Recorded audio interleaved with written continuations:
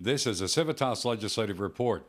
Republican State Representative Nelson Dollar of Raleigh is sponsoring a bill to establish a state savings account. The bill would amend the state constitution.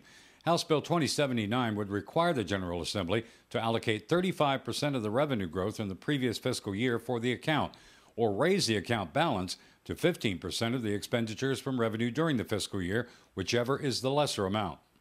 In years in which the state is experiencing year-over-year revenue growth, the savings account would be available to fund one-time, non-recurring capital projects.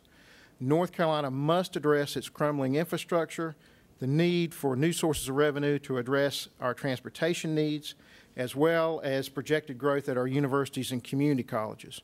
Rather than financing these projects with bonds and COPs, the savings account would allow us to establish an annual pay-as-you-go capital budget.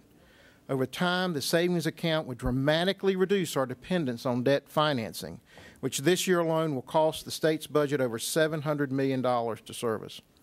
These are funds we could be using today to shore up vital state programs and provide greater tax relief to stimulate much-needed job growth.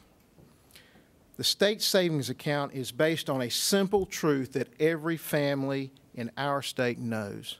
You must save for the future. We cannot control the business cycle, the national economy, or world economic calamities, but we know there will be more recessions down the road, and the question is, will we be responsible leaders and begin to prepare now for those future challenges?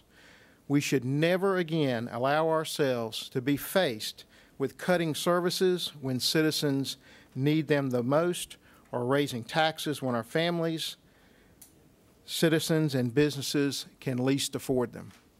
He said unlike the rainy day fund, the savings account would be a recurring appropriation in the budget. The bill was sent to the House Rules Committee, where many proposals are sent to die a quiet death. That's the Civitas Legislative Report. I'm Matt Willoughby.